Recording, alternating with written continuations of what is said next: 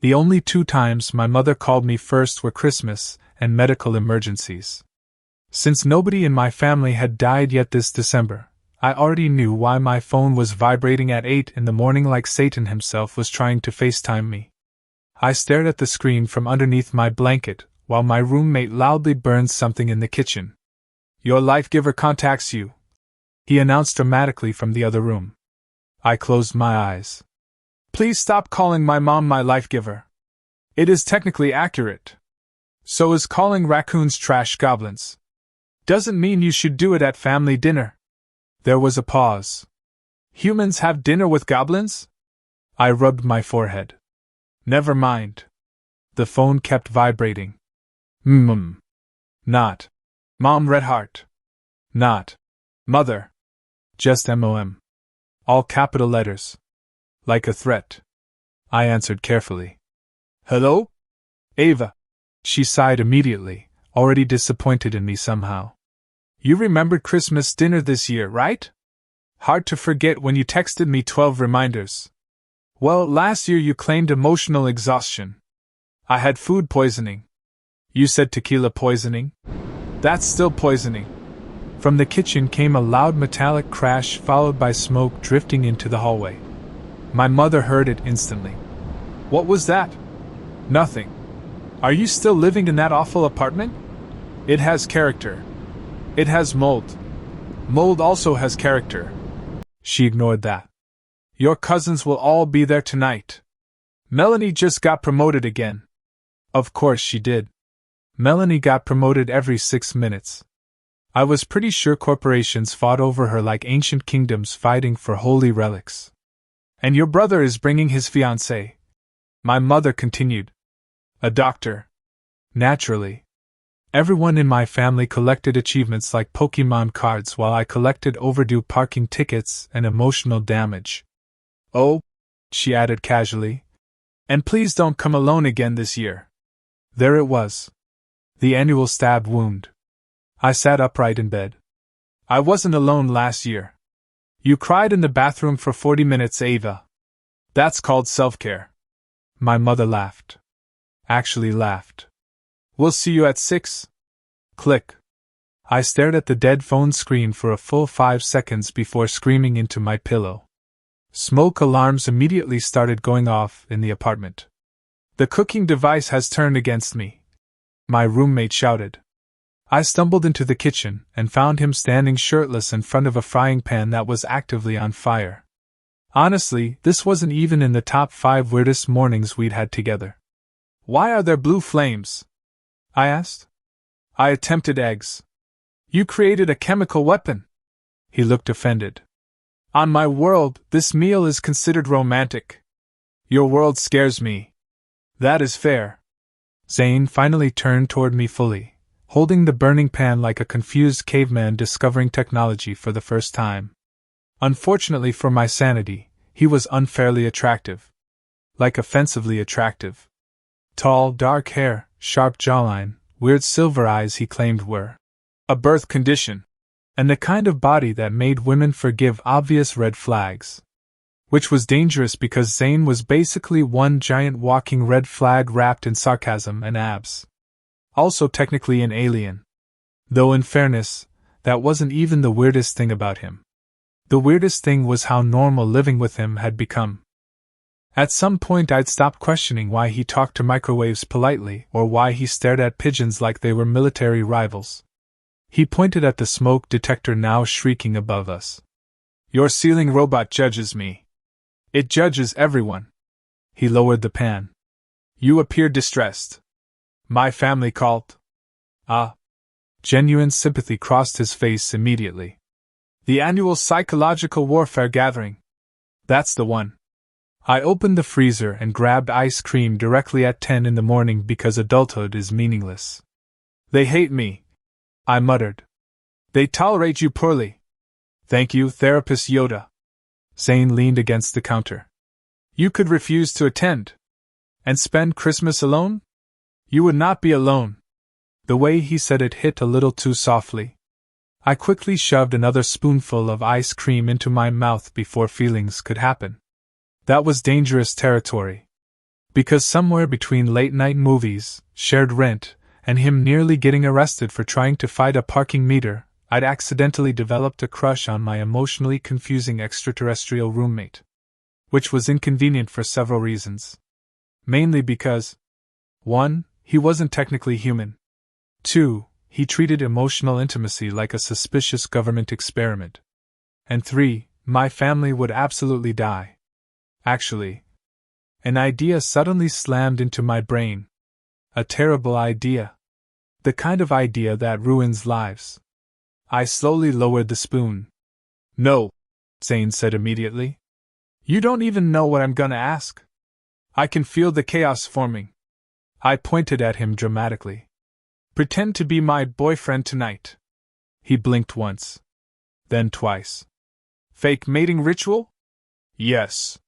For the family combat event? Yes. He considered this with alarming seriousness. Will there be food?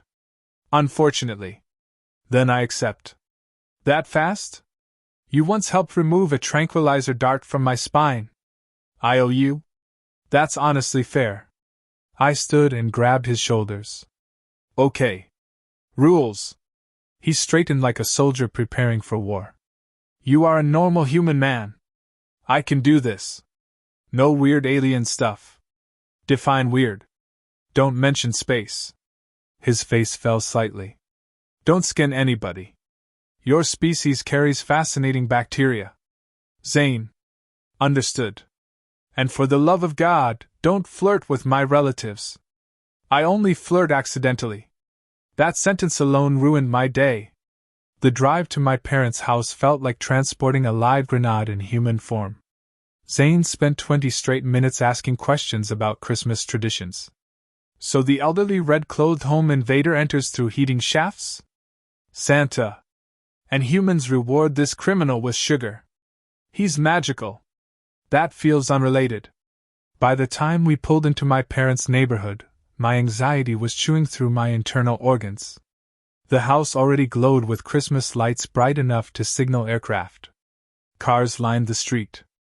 Inside, silhouettes moved past windows while muffled laughter spilled outside. I suddenly wanted to fake my death. You are trembling, Zane observed. I'd rather fight a bear than attend this dinner. Humans avoid bears because bears kill humans. My mother kills confidence. Same category. For once, he didn't joke. He just looked at me carefully. Then he reached over and squeezed my hand. It was brief. Warm. Stupidly comforting.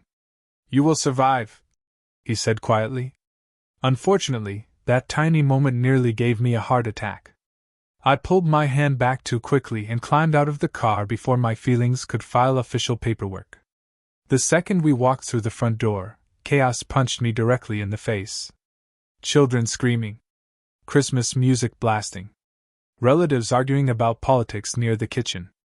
My drunk uncle wearing reindeer antlers and yelling at a shrimp platter. And there, standing beside the dining room table with a wine glass in hand like an evil holiday queen, was my mother. Her smile tightened immediately when she saw me. Ava, she announced loudly enough for everyone to hear. You actually came. Legally shocking, I know. Then her eyes shifted to Zane. The room noticeably quieted. Because unfortunately he looked like a man sculpted by lonely women on the internet. My mother blinked. Oh. I smiled sweetly. This is my boyfriend. Several cousins nearly choked simultaneously. My mother recovered fast, but I caught the flicker of disbelief. We honestly thought you'd arrive alone again this year, she said with a laugh. And just like that, the room joined in. Same old Ava. Family disappointment. Human punchline. I felt the heat crawl up my neck instantly. But before I could speak, Zane stepped forward confidently and held out his hand to my mother. Greetings, he said seriously. I intend to breed respectfully. Silence. Absolute. Nuclear. Silence. Somebody dropped a fork in the kitchen. My grandmother spit wine directly onto a decorative candle. And my mother stared at him like her soul had just left her body. My mother looked like she was trying to decide whether to scream, faint, or call an exorcist. Meanwhile, my grandmother wiped wine off her chin and pointed at Zane excitedly. I like this one.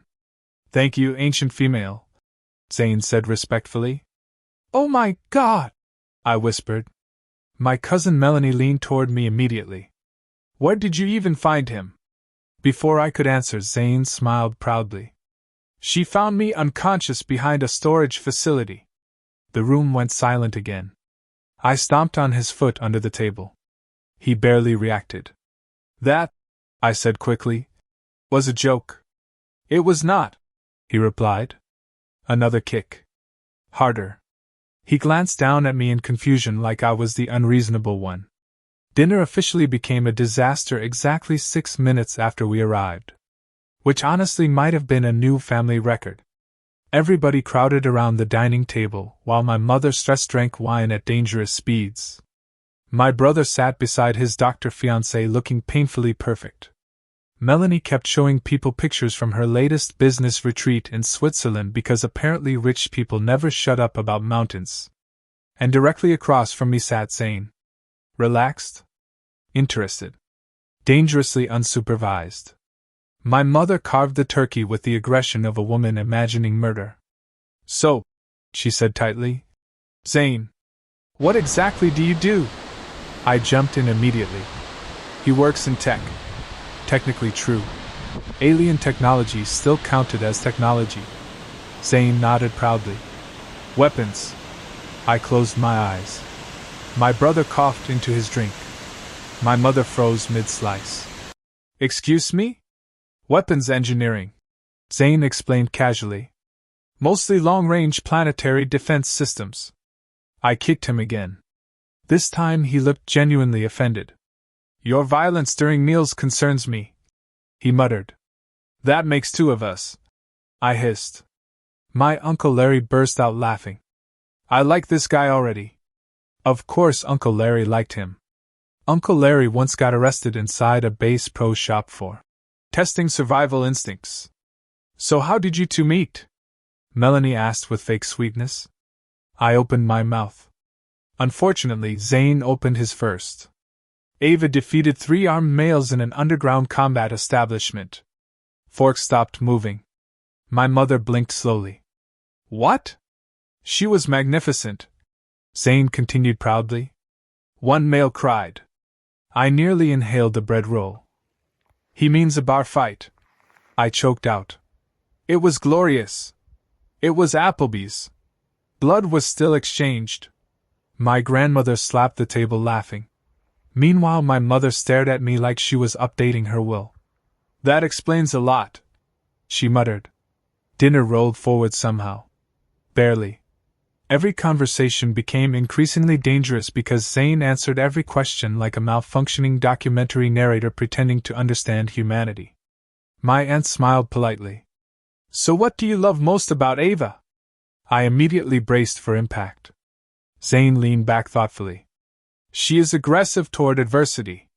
That's surprisingly sweet, my aunt admitted. And highly territorial. Never mind. She once threatened a parking enforcement officer with a cho. That man deserved fear. I snapped automatically. Zane pointed at me proudly. See? My cousins laughed. Not mean laughter this time. Actual laughter. And weirdly enough, it felt nice. For once, I wasn't the sad family disappointment sitting quietly while everyone discussed mortgages and promotions. I was entertaining. Humiliatingly entertaining. But still. Better than invisible. Then my mother ruined it. Well, she sighed loudly while sipping wine.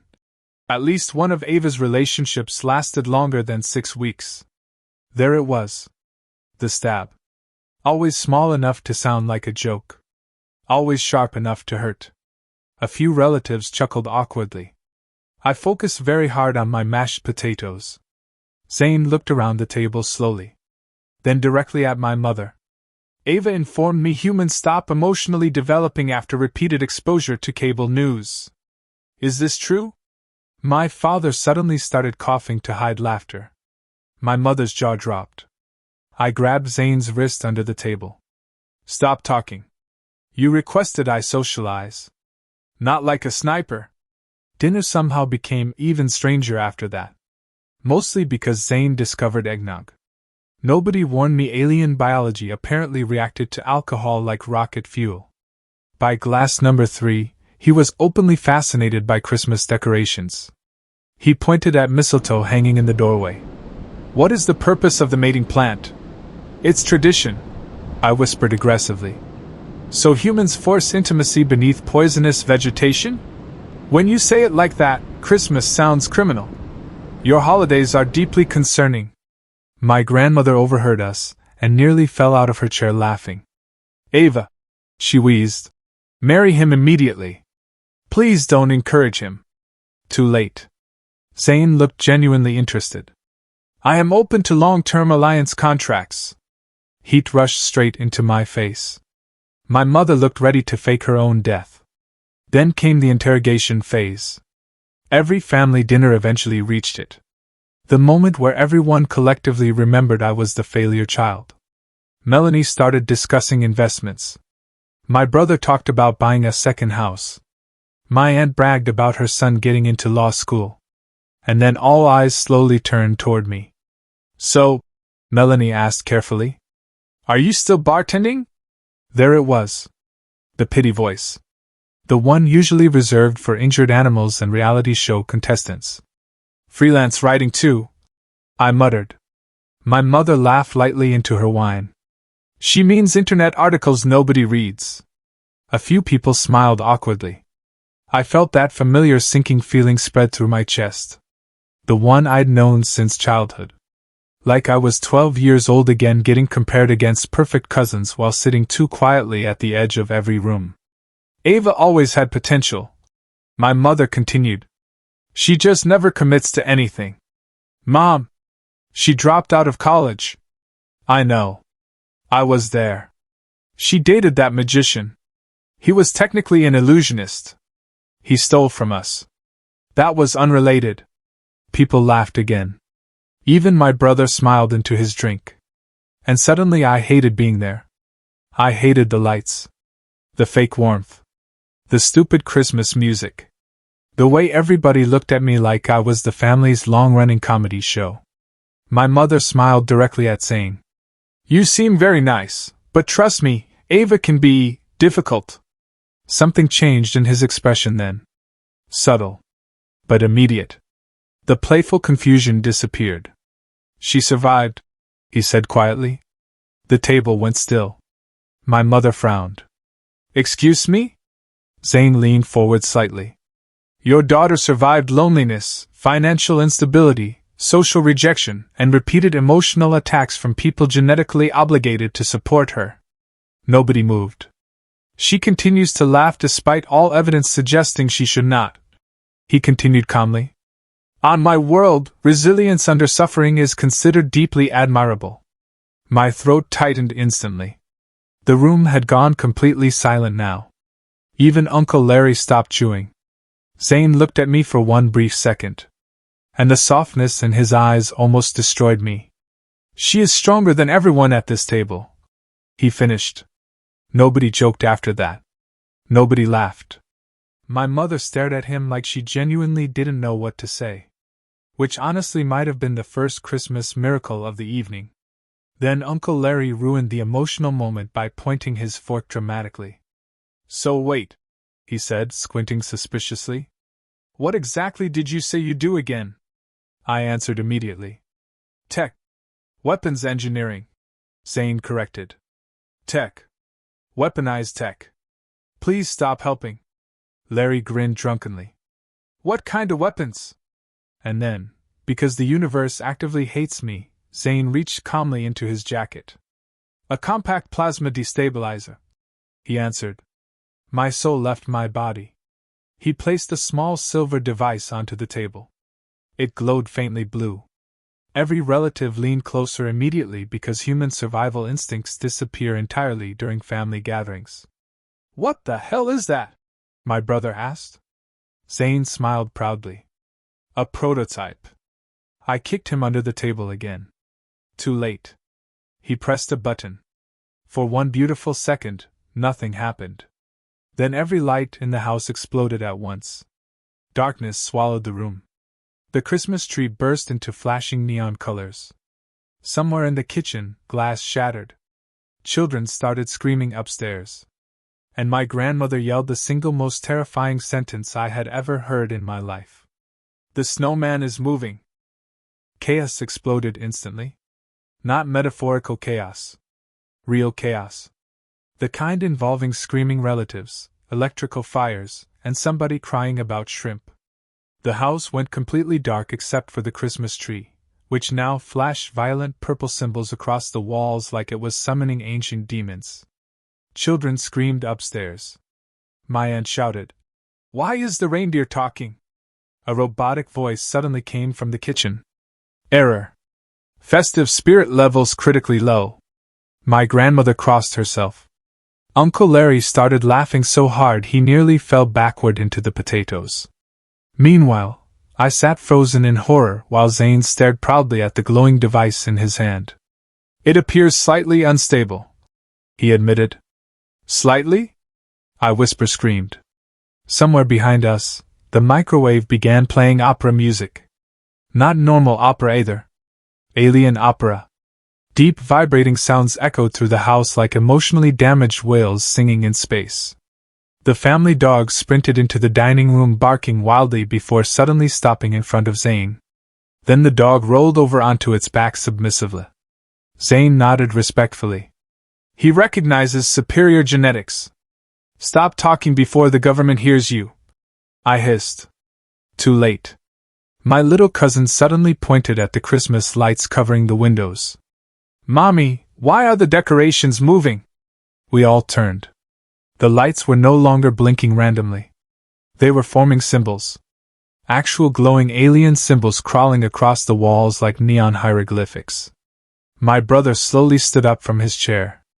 "Okay. Nope. Absolutely not. I knew this family had issues, but this is where I draw the line."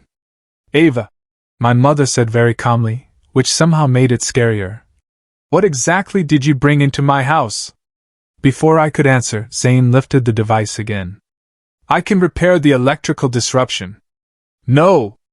I shouted. He pressed another button. Every smart appliance in the house activated simultaneously. The vacuum cleaner turned on upstairs. The television blasted static. The refrigerator loudly announced, "Temperature regulation failure. Please remain calm." Nobody remained calm. My aunt started crying. Uncle Larry yelled, "This is the best Christmas ever." Then the power came back all at once. Lights flooded the house again. Christmas music resumed mid-song like nothing had happened.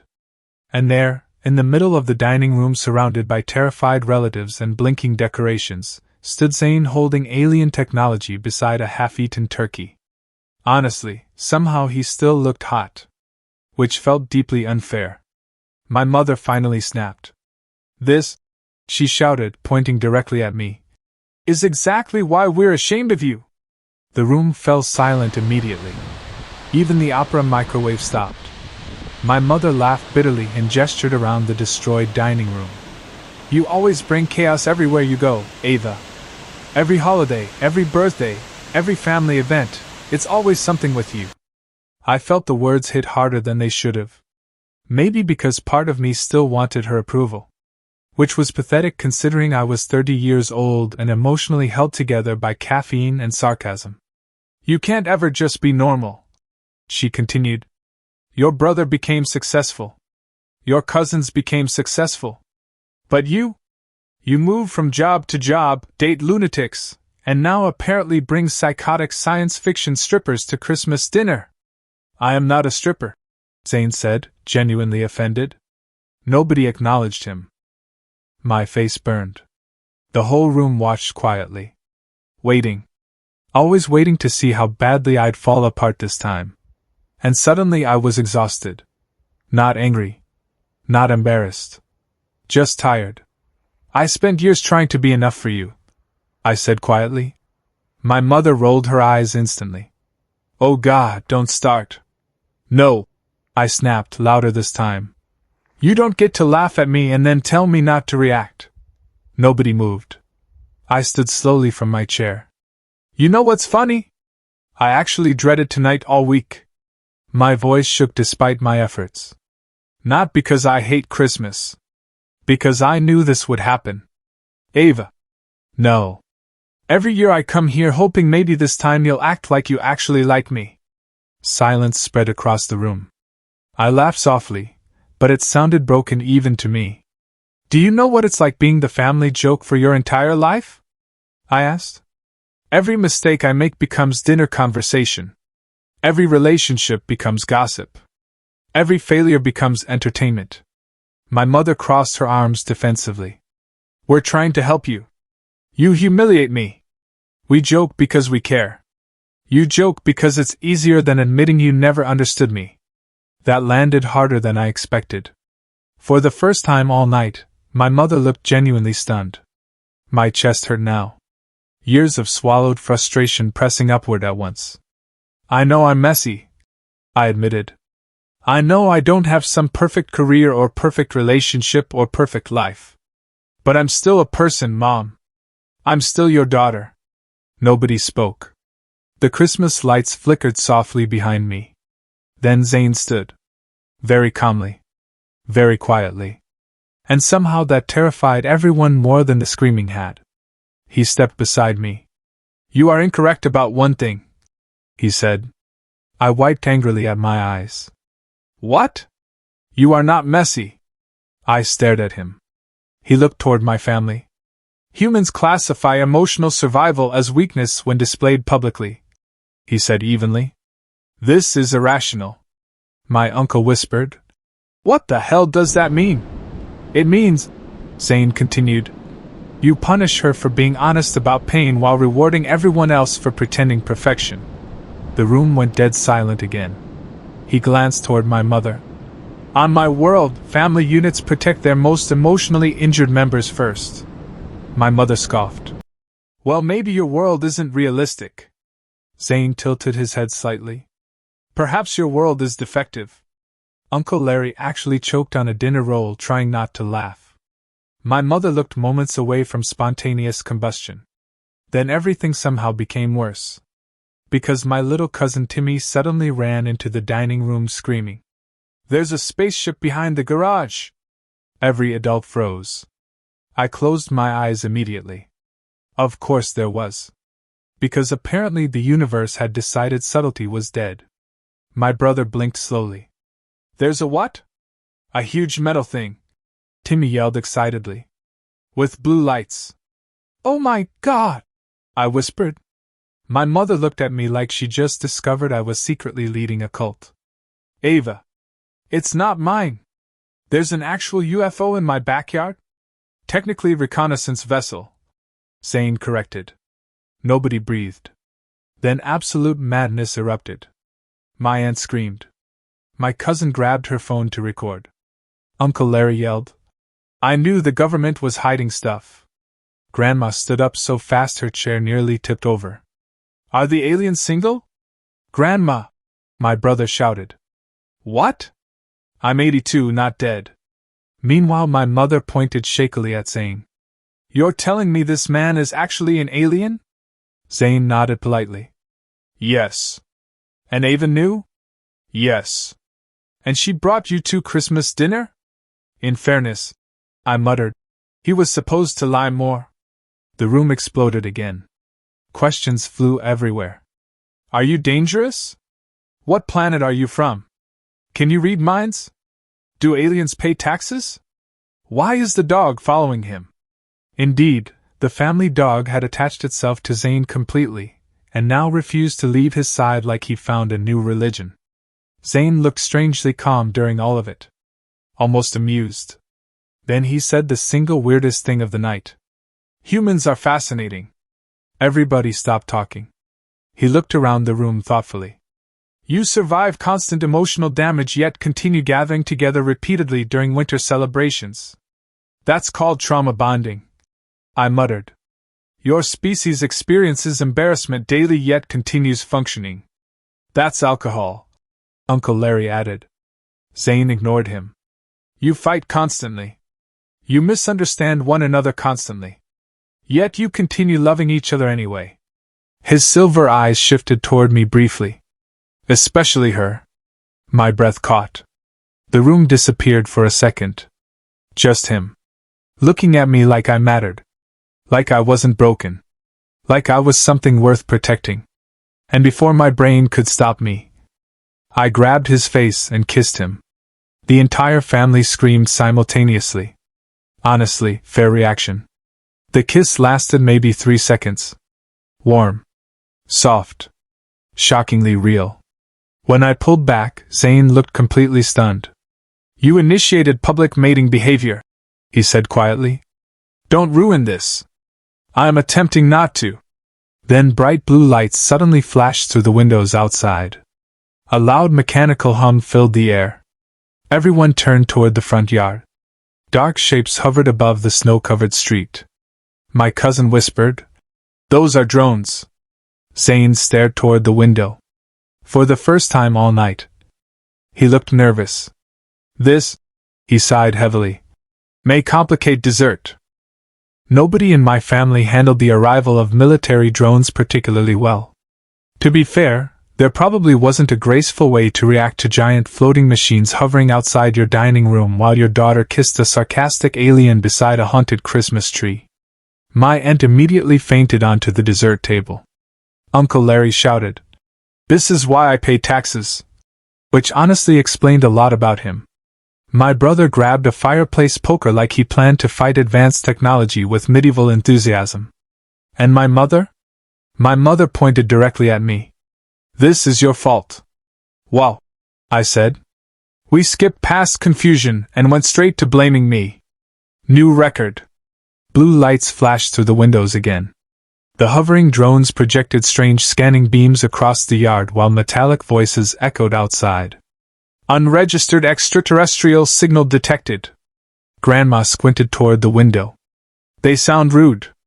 Meanwhile, Zane stood unusually still beside me. No jokes. No sarcasm.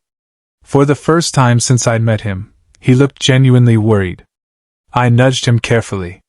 "How bad is this?" "That depends." "On what?" "If they are military retrieval drones, mildly inconvenient. And if they're not?" He paused thoughtfully. "Extremely inconvenient." "Fantastic." The front door suddenly burst open. Half my relatives screamed. 3 people in dark uniforms stormed into the house carrying glowing weapons that looked terrifyingly expensive. My little cousin Timmy yelled, "This is better than Marvel." One of the agents stepped forward calmly. "We're looking for an extraterrestrial engineer operating illegally on Earth." The room immediately turned toward Zane like synchronized horror movie victims. Uncle Larry pointed at him dramatically. "It's the hot one." The agent's eyes locked onto Zane. Then something unexpected happened. The armed soldier blinked. "Commander Zareth?" The room went silent. I slowly turned toward Zane. "Commander?" Zane sighed quietly. "I was hoping that title would not become relevant tonight." I stared at him. "You told me you repaired navigation systems. I also engineered orbital defense weapons. You said you fixed printers. They are similar machines." "No, they are not." The lead agent suddenly straightened respectfully toward him. "Sir, your disappearance caused 3 diplomatic incidents." Grandma leaned toward me and whispered loudly, "Your boyfriend has employees." My mother looked moments away from collapse. "You're telling me," she said weakly, "that my daughter brought an armed alien commander to Christmas dinner?" "In my defense," I replied, "I thought he'd behave worse." "That was him behaving?" "Honestly, fair question." The agents lowered their weapons slightly while the rest of my family stared at Zane like he transformed into a dragon. Which technically still felt possible. The lead agent cleared his throat. "Commander Zareth is one of the most respected engineers in the Coalition fleet." Everybody looked at Zane. Then at me. Then back at Zane. My cousin Melanie blinked slowly. "Wait. Ava accidentally dated someone successful?" "Emotionally devastating." "For the family, yes," Uncle Larry muttered. The agent continued speaking. His disappearance became a major interstellar concern. My mother laughed weakly. Of course, my daughter disappears for 6 months and comes back with an alien war hero. Technically engineer. Zane corrected. Not now. Another drone passed over the house outside. Christmas lights flickered again. The dog barked proudly at the ceiling like he personally knew the aliens. Then the lead agent said something that somehow made the night even stranger. Humanity has become extremely important to galactic research. That got everyone's attention immediately. Even my aunt woke up from fainting. What? My brother asked. The agent adjusted something on his wrist device. Most advanced civilizations avoid emotional instability. Humans actively organize entire holidays around it. That feels insulting. I muttered. It is meant respectfully. Zane nodded thoughtfully. Humans possess unusually high resilience. The agent agreed. Your species survives stress levels that would psychologically destroy most interstellar populations. Uncle Larry puffed up proudly. Damn right. You also emotionally bond with nearly anything. That's true. My aunt admitted. My neighbor married a man she met yelling at a gas station. The agent actually looked impressed. Exactly. My mother stared blankly. Aliens are studying us because we're emotionally unwell? Partially. The agent tapped his device again. Humans continue forming relationships despite repeated heartbreak, embarrassment, and social conflict. Statistically, this behavior appears irrational. I folded my arms. Cool. The galaxy thinks we need therapy. No. Zane said softly beside me. The galaxy thinks humans are brave. That hit harder than expected. The room quieted again. Zane looked around slowly at the damaged dining room. The broken decorations. The spilled drinks. The exhausted relatives. Then finally at me. Most intelligent species avoid emotional risk entirely. He said. Humans continue loving despite pain. You continue gathering despite conflict. You continue forgiving each other despite repeated failure. My mother looked away first. Zane's voice softened slightly. That is rare. For a second, nobody joked. Nobody argued. Even the Christmas music felt quieter somehow. Then my mother ruined it. Well, she said awkwardly, if Ava helped save some alien commander, I suppose we may have underestimated her. I laughed once. Short. Sharp. No, I said calmly. You don't get to do that. She frowned. Do what? You don't get to mock me for years then suddenly pretend you believed in me all along because an alien government showed up. The room froze again. My mother opened her mouth. I kept going. You laughed at me tonight. In front of everyone. Ava. No. I'm serious. Years of frustration poured out now, steady and clear. I spent my whole life feeling like I had to earn basic respect from this family. Nobody interrupted. You compared me to everyone else constantly. Every mistake I made became a joke. Every failure became entertainment. My voice shook slightly. Do you have any idea how exhausting that is? My mother looked genuinely guilty now, which somehow hurt more than anger. I know I'm not perfect. I continued. But I'm done apologizing for not becoming the version of me you wanted. Silence spread through the room. Then Grandma spoke. Well, she announced while eating pie. I always liked the weird one best. Honestly, I almost cried. Uncle Larry raised his beer. Same. My brother sighed heavily. Yeah. Mom, you were kinda brutal sometimes. Kinda? Melanie asked. You made Ava cry during 2 separate Thanksgivings. I was 12. I snapped. You cried because she called your bangs unfortunate. They were unfortunate. My mother sat down slowly now, looking smaller somehow. I didn't realize. She started quietly. That it hurt? I asked. She nodded once. And for the first time in years, she actually looked honest.